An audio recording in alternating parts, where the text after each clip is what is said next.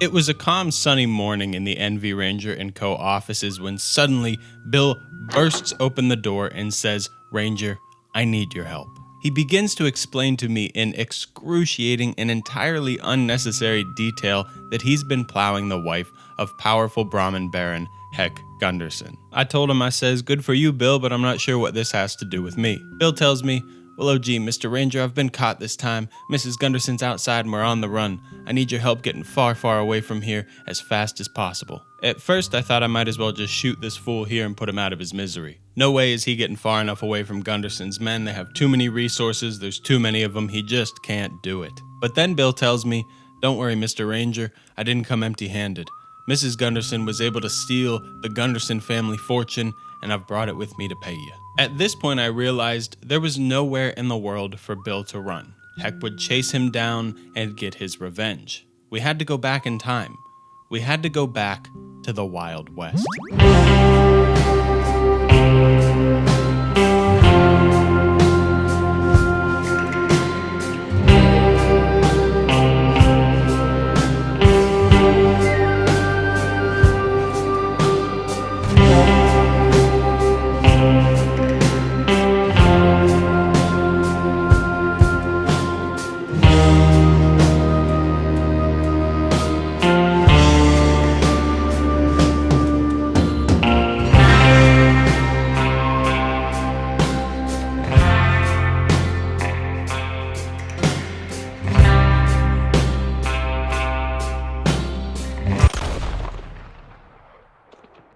This whole time, Bill was you dirty dog, a barely informed local life form. My job is to guide you around this region and figure out what is the best town for you to start your new life in. We're going to rank each location based on its livability, and only one of these locations is allowed to go into S tier. Our journey begins up in the northeast of New Hanover in the town of Ansburg. Within each town, we can find a story, and that story is built from the people that live there, the struggles that they face, but the purpose that carries them through those struggles. Ansburg is an unnatural town that does not exist to serve the people within it, but the company that owns it in the Jameson Mining and Coal Company. If Bill were to move here with Mrs. Gunderson, he would find himself living in one of these small shacks that lines the side of the hill here. That is, if he was willing to work within the mines or something involving the mining and coal industry that dominates the location. Now maybe you're thinking, man, those houses don't look like my Western dream, and working in a mine sounds kind of terrible, hidden from the sun all day like a human mole. But maybe you're thinking, I already am kind of a human mole, but that's not the point. The biggest issue with Ansburg is how dangerous it is to live and work here. Your life in the short term is in danger because of the frequent mining accidents that occur here. Ansburg is a company-owned town, so they seek to maximize profits. If there's nothing forcing them to follow safety protocols or have any moral standards for their workforce, then they're not going to do that. They're just going to take advantage of the situation and the people that are working for them, and that will come at Bill's expense. Bill would work for very little pay in very dangerous circumstances, doing very hard work every day of his life. But beyond that, the long term doesn't look good either, because Ansburg is incredibly polluted. Look at this water here. Look at this water here. You think that's safe to drink? You think you should fish out of that? I don't think so. Do you see that air up there? Does that look like it belongs in your lungs? And now Bill is thinking, well, at least I'm out west. Let me go to a saloon. And you'd almost be in luck, because they have the Mitterschnacht Beer Hall, which is a German midnight beer hall. That's what that translates to. It's basically a saloon. But guess what?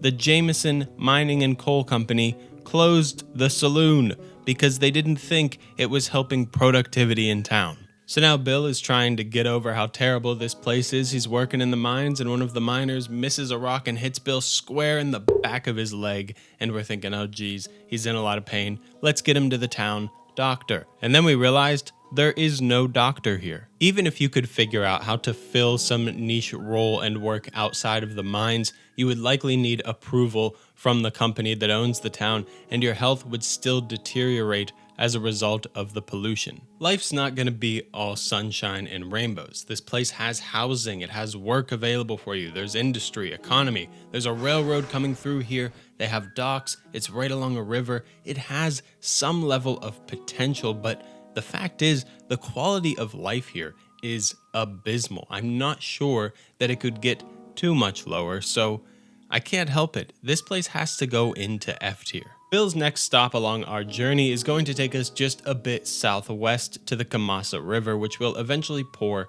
into the Elysian Pool. And not far from the Elysian Pool is the small, ultra-rural setting of Butcher Creek. The people of Butcher Creek are so off-grid and rural they would probably call a rancher from Valentine a city slicker. When Bill arrives here, he finds no standard amenities. This isn't a traditional town. They live off the land.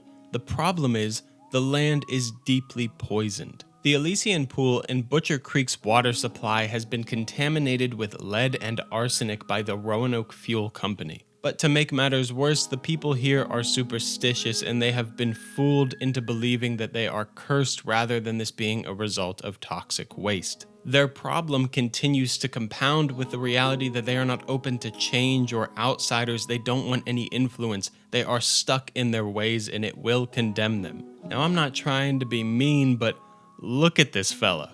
And he's probably the nicest guy in town. This community also doesn't seem to be looking for new members. They like to keep the family within the gene pool, so even if you wanted to move here, it's probably not an option. You know, it just wasn't quite enough to have the arsenic and the lead in their water. They also decided to put their outhouse upstream from where they fish and collect water. These bumpkins are literally up shit creek. I didn't think Ansburg could be outdone so quickly, but Butcher Creek having no basic amenities, there's no imports coming through, so the locals are forced to use their toxic water supply, and they are deeply insular. All of this is going to put them at the bottom of F tier. Our journey to find a home will take us back to the banks of the Lanahatchee River at the Van Horn trading post. At this point, I'm starting to think that the towns in this region are in a competition for worst place to live. Van Horn was meant to be a major trade hub along the river, but instead it became a lawless refuge with no decent future in sight. We can see based on its location why it might have failed so badly. Ansburg to the north, yes, has its issues, but it's very relevant to industry. And then just to the south, we have Sanden, which is the largest town, arguably not a town at all, but a city in the area. Both of those locations already have docks, they have industry, factories working, people bustling about. Sanden has plenty of trade, so Van Horn serves no purpose. Or rather, the purpose that it does serve is to the business of outlaws, as there are tons of abandoned buildings to do your shady dealings at, there's a saloon, and no law enforcement to get involved. The buildings are in disrepair, the docks are falling off into the river, and the lighthouse doesn't have any light. If any violent crimes are committed, the town will plunge into a chaotic shootout, which is fun until you need to get a couple of bullet holes patched in and you'll realize, again, there is no doctor here. There's no work to be done here. Starting a business is asking to get robbed. At least in Ansburg, you could save up a bit of money to leave town. Here, you'll probably get gunned down in the streets for saying good morning to someone. But at least Van Horn has a saloon. Butcher Creek doesn't have a saloon, they just have Dirty Water and Uncle Terry. We're going to put Van Horn in the F-tier sandwich. Now, it doesn't seem that the northeast of New Hanover is doing much good for Bill, so we're going to head out west to the town of Valentine. Valentine might be a rough and rowdy place, but it's not mob rule like Van Horn or Butcher Creek. Curtis Malloy is the local sheriff. He's a pretty decent guy, he's well respected. He might try and bang your wife, but remember why you're here, Bill. The economy around here is built around livestock and livestock auctioning. You're gonna get your hands dirty. The place is nicknamed Mudtown for a reason. It's muddy and dirty, and you're working with animals that lay big poops. I think most of us would take breathing in a little bit of stank over breathing in sulfur dioxide. Probably a few of you breathing in stank right now. Valentine is going to give you that quintessential ranch life experience. Early mornings working with the animals, late nights hanging out at the saloon. You got the Saints Hotel, you got a sheriff's office, a bank, stagecoach, and luckily, we finally have a doctor. This place has it all. There's a restaurant, rooms for rent, a butcher, a barber shop, all of that. You even have a law office to deal with your adultery accusations, and then you can head over to the church and repent for your adultery sins. You might get kicked in the head for standing behind the wrong barn animal, and you might get hit in the head for saying the wrong thing at the saloon, but otherwise this is a pretty decent place. There's plenty of work to be had, there's no clear signs of absolutely destructive pollution, and there's even the prospects of getting your own freestanding home. There's even the Valentine Savings Bank, so you can bring your modern financial literacy skills to this Wild West town, which brings us to today's sponsor. Just kidding. I don't know who the joke's on because I'm the one without a sponsor.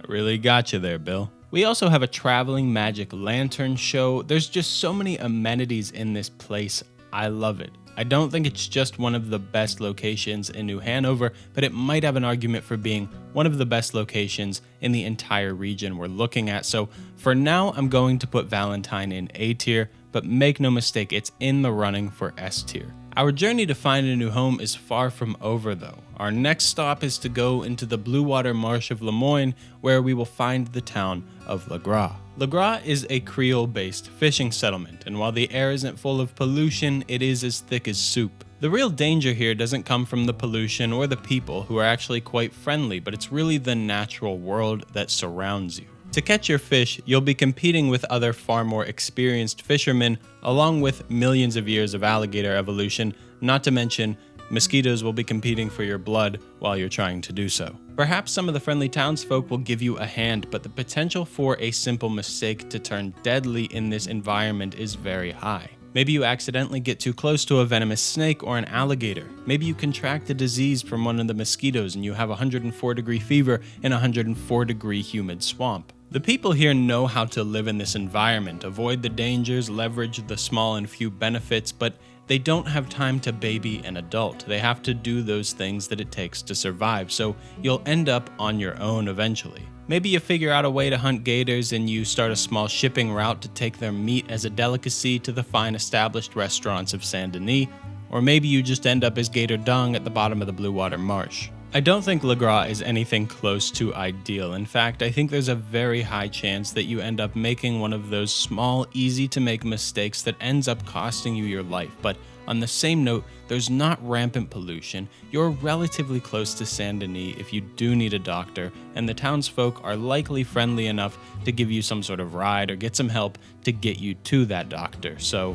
we're going to put it in D tier. I'm sure that's controversial to some, but I'd rather fish next to a gator than work in a sulfur-soaked mine that could collapse at any minute. Show up humble and prepared to do the dirty work. Do the things the locals here don't want to do in hopes that they show you the ropes. And if things get too bad, you can always head down to our next location of Saint-Denis. Saint-Denis is the story of the big city. You have job opportunities aplenty. There's so many places you could choose to live, many of which you can't afford, but they give you something to work towards, something to dream of. It might be hot and muggy like Le Gras, but there's so much to do here to distract yourself from that, like the theaters and the restaurants, there's markets and parks, so much leisure going on. There's even a public transportation system, but all of this comes at a cost, and that cost comes in the form of corruption, pollution, and high crime. Just like Ansburg, we have factories making a mess of the air you breathe and the water around you. Unless you feel like seeing your insides come out, don't eat what you fish from this pond. Mayor Lemieux is corrupt, and the police are in the pocket of the mob. The leader of that mob may or may not have been fed to a goddamn alligator Dutch, leaving a power vacuum in his wake. In many ways, Saint-Denis is going to be the most familiar out of all of these locations to many of us, but the question is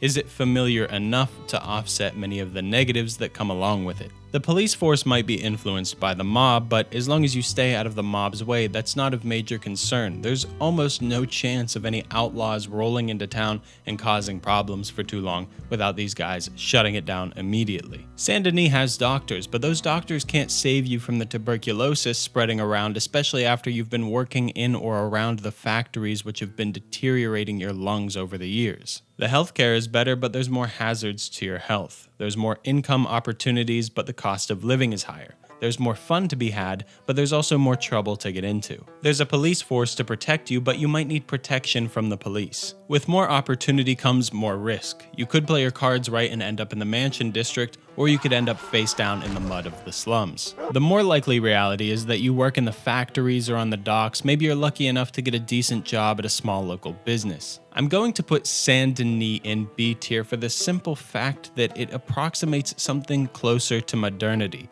Let's face it, most of us coming into any of these towns are going to get hit with a culture shock so hard it might kill us on impact. So having that little bit of familiarity can't be underestimated. You do have Nosferatu creeping around in the back alleys, so let's just hope that some good cowboy took care of that long before you got here. Our third and final town to look at with Bill in Lemoyne is going to be just west of Saint-Denis in Rhodes. Let us begin with some appreciation for how beautiful this area is. That orange rich soil, the greenery surrounding everything, and the bright blue skies. This place is picturesque. This is true of a couple of the towns that we're looking at, but I feel like my quality of life is going up just from the natural world around me. Rhodes is still hot and humid, but it takes us out of the swamps and into the Scarlet Meadows. By 1907, the town of Rhodes is entering a risky new future, but a necessary one. Previously, it was dominated by the influence of two major plantation families in the Greys and the Braithwaites. A new sheriff has taken office, and the town is prepared to move on from the anachronistic slavers that once dominated their economy. But with that plantation wealth being removed comes risk, because the town needs to find its new footing doing something else.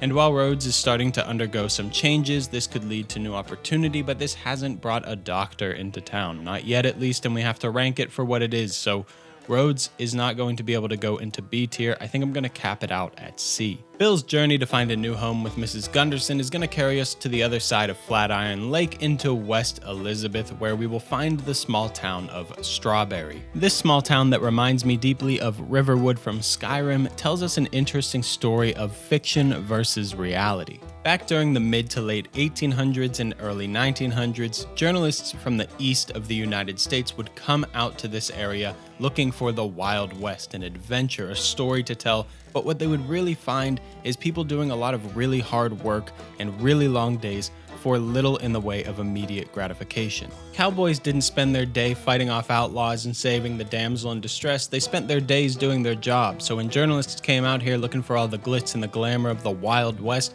what they really found was something not ordinary necessarily, but not all that interesting, not something to sell back to the people of the East Coast. But they weren't about to go home with stories of hard work and difficult conditions. What they did was add in a bit of hyperbole, lies, make things up, make a story and a fantasy out of the Wild West. These fantastical and heavily dramatized stories led to those wealthy enough on the East Coast to come see it for themselves. The newly elected mayor of Strawberry wants to fill that niche. He wants to turn his town into a tourism town because, again, the people who are coming out here are going to be wealthy. They're going to have money to spend. The problem is the town of Strawberry wasn't made to serve the interests and desires of people who live on the other side of the country. It has real residents, real people who work in the logging industry and have difficult lives. But now, after generations of forging a life on the frontier, Mayor Nicholas Timmons wants to take advantage of his people in an effort to serve a wealthier clientele,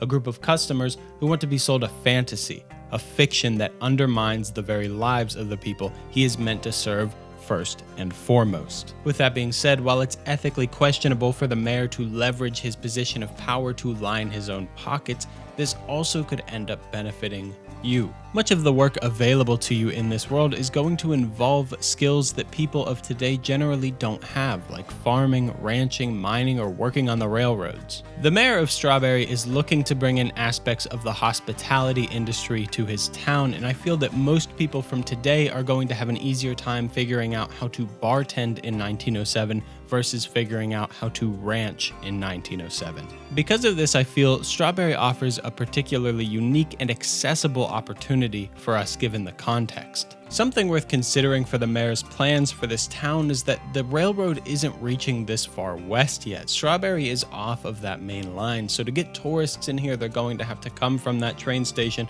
and make quite a trek out to this town. You could also see how this might attract outlaws, given there's a bunch of wealthy East Coast tourists showing up who don't know anything from anything in the West. Not being along the railroad is a detriment to the town as is, but we do have a doctor, we do have a sheriff, there's work opportunity here, and that work is varied, but there is that conflict between the mayor and his people. And while Strawberry doesn't have an official saloon, this place is serene, so it's a bit of a tough call, but I think I'm gonna put Strawberry in A tier. Just south of Strawberry, on the other side of the Upper Montana River, sits the boomtown of Blackwater. Blackwater is the story of immense potential that's just not quite there yet. We don't have a doctor's office, there's no train station in town yet, things are still coming together. Blackwater either has or will go on to have, by 1911, many of the amenities that Saint-Denis has, but without the overwhelming pollution. Within 4 years, Blackwater will get that train station and they'll get a doctor's office. But the question is, can you make it that long without a doctor? Blackwater lacks some basic amenities, but buying in now is like buying in when Apple stocks first went public. If you can get your foot in the door before things get big, you might end up with a huge payoff. Blackwater is really a tough call because right now, if it had a doctor and it had a train station with a rail line running to it, I would have a much easier time putting it in A tier. It would even have a strong argument for going into S tier. But if we're arguing about what could come in the future, who's to say that it doesn't begin to see the overcrowding and factories and pollution that Saint-Denis has right now as well? Yes, by 1911 we see it get the doctor and we see it get the train station, but what if by 1915 it has the same issues that Saint-Denis has, holding it in B tier? And it's almost baffling to me that a place like Blackwater that's already bigger than Strawberry and Valentine doesn't have a doctor when those locations do. This is easily the hardest call out of all of the locations, but I think just like you can argue that the doctor and the train station are on their way, so too can you argue that the factories and the overcrowding and the pollution aren't far behind it. So I'm having a hard time ranking it above Saint-Denis.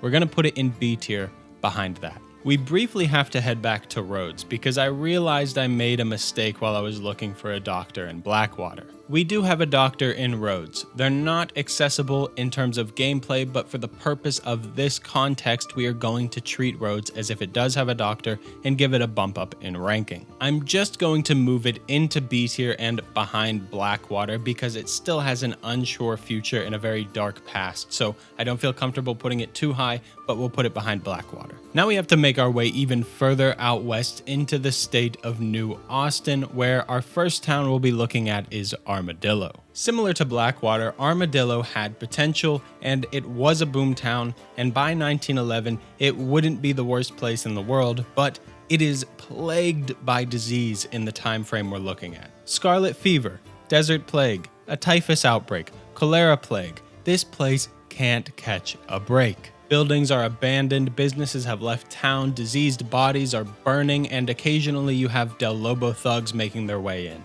By 1911, Armadillo does turn around. It has a lot of good amenities here, including a doctor, a bank, a cinema, gunsmith, the whole lot. They have law enforcement and everything, but its current state is nothing short of terrible. Maybe you can come back later, but I can't in good faith put Armadillo anywhere but the bottom of F tier. It has to go below Butcher Creek. Armadillo is in such a bad state, it has me rethinking our entire lower half. But for now, I'm just going to move Ansburg up into D tier behind Le Gras, and then put Armadillo behind Butcher Creek. I mean, you could map out a plan here where you move into Blackwater now, and then as Blackwater begins to grow through the early 20th century, then you move further out west into Armadillo to get that growing town vibe without all the pollution, overcrowding, everything that we've mentioned. But right now, Armadillo is the worst. I mean, pollution and toxic water, these things are bad, but how am I supposed to argue they are worse than 4 plagues? You'd be dying in the desert wishing you were back in Ansburg huffing some sulfur. And the story just keeps getting more complicated the further west we go, where we'll find the last town of Tumbleweed. The story of Tumbleweed is intertwined with Armadillo, and unfortunately this place is doomed. You see, Armadillo has a lot of potential, and it's along the rail line. It will eventually go on to get a doctor's office, it will stabilize, and it won't be hit by a plague, at least for the foreseeable future. But Tumbleweed was a decent place until Armadillo came along and got that rail line. Then Tumbleweed became irrelevant. It just was a worse version of Armadillo.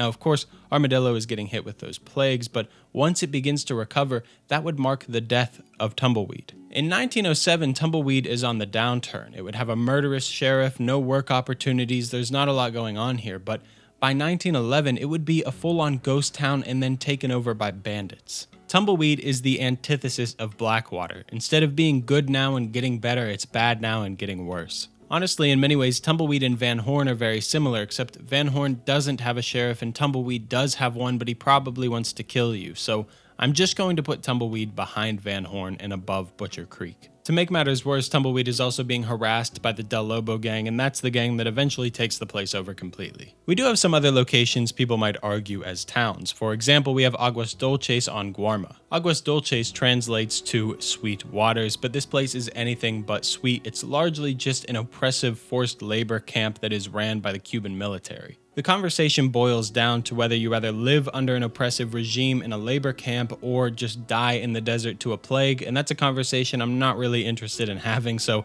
I'm just throwing Aguas Dulces at the bottom of F tier. We also have really small settlement locations like the Manzanita Post and Benedict Point, and it feels kind of strange to say, well, these places don't have the obscene negatives that places like Butcher Creek and Van Horn do, so we'll put them into D tier above those actual towns, when in all reality you would show up here and either get turned away or just die out in the frontier. Not to mention that the people at the Manzanita Post are Norwegian settlers who fled their country because they murdered a family, including a child, so I'm not sure if you want to live with them. Just for fun though, I'll put Manzanita Post at the bottom, not that it really matters, and then we'll put Benedict Point above Tumbleweed because Benedict Point at least has a bit of a future. We also have a very complicated situation when it comes to the various ranches throughout this world. In many ways, they act as perfectly suitable small towns. Of course, you have to get a job there or be a part of the family to be on the ranch, but that is an option in some way. The issue is these locations are pretty strange and inconsistent, so Pronghorn Ranch, after it loses its relevance to the epilogue, it just becomes a very generic location and it doesn't have any amenities. The family that did own this place during the time that John Marston and his family were working for them are gone by the time you'll get to it, and there's nothing here in the way of a doctor's office, a saloon, general store, nothing like that. So is it really a town? No, not really. Then we have the McFarland's Ranch, which presents a unique set of issues because eventually, in 1911, it does develop into a town. They even have a doctor, so getting work here would be great. But in 1907, the family isn't even present because they had a death in the family and they've left the area. You see how this is getting kind of complicated, Bill? I mean, I'm losing my mind. We're playing a fortune-telling, future-seeing lunatic. We're gonna see the prospects in this place, but the people that we could ask for a job from aren't even here right now, so how do we rank this? The McFarland's Ranch is close to Armadillo. Armadillo has plagues running through it right now. There might be plagues on their way to McFarland's Ranch. There might be plagues in McFarland's Ranch right now, and they just don't know it. They're gonna have a doctor in the future. They don't have a doctor right now. The relevant family isn't in the ranch for you to ask for a job. In Butcher Creek, people are drinking toxic water and have neck growths, but at least they're there. The most sensible ranch we have to look at is the Emerald Ranch, and the owner of it is a lunatic who's locked his daughter in his house and killed her boyfriend. You know what? Forget it. I'm not ranking the ranches. You rank the ranches. Can't do this. Losing my mind. Anyway, sorry about that. So we have some reordering to do on our list. I'm going to move some things around before we select our S tier. So first of all, I think LeGras and Ansburg are going to go into C tier. They're certainly worthy of F tier, but because we have so many other locations in F tier that are far more deserving, we're going to bump those up into C. Then I'm going to move Van Horn and Benedict Point into D tier because at least they're not being ravaged by plagues or about to turn into a bandit hideout, and they're also not Butcher Creek. With that being said, the 4 towns that I think are in the genuine running for S tier are Valentine, Strawberry, Sanden, and Blackwater. Now, Sanden has too many issues when it comes to crime, corruption, and pollution, and Blackwater is in that weird development stage that holds it back. So I think those 2 are going to be eliminated from the S tier running. The town that I'm going to send Bill to, that I think gives him the best chance at starting a new life, a successful one, and having a decent quality of life for that matter, is Valentine.